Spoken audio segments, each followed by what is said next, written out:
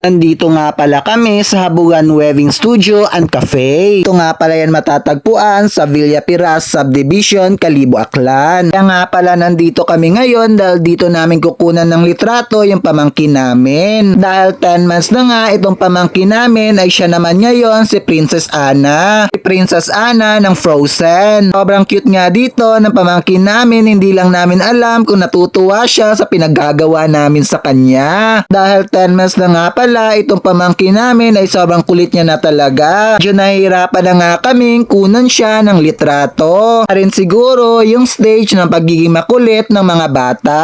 At dahil sa sobrang pagmamadali ko nga kanina, yung nakuha ko pang number ay mali. Itong cake nga naman pala namin ay nasira na rin yung design. Nabili ko pa nga pala ito kay Jelka sa Iloilo dahil wala namang red ribbon dito sa Kalibo. Sobrang okay pa nga pala ng design ng cake nung binigay sa akin ni Jelka. Dahil nakamotor nga pala ako pa uwi at walang umahawak ng cake kaya nasira na talaga ito. Ginawa na nga lang pala ng paraan ng kapatid ko na maayos kahit papaano yung cake. Kasi sayang din naman kung hindi magagamit sa pictorial ng pamangkin namin. Dito nga naman pala sa video na to ay makikita na talaga kung gaano kakulit itong pamangkin namin. Tipong konti na lang talaga ay nakuha naming litrato sa kanya. At ito na nga pala yung mga litratong nakuha namin sa pamangkin namin. Kaya sa pamangkin namin na si Princess Freya, happy 10 months. Kaya dito na lang muna ang ating mini vlog. Paalam!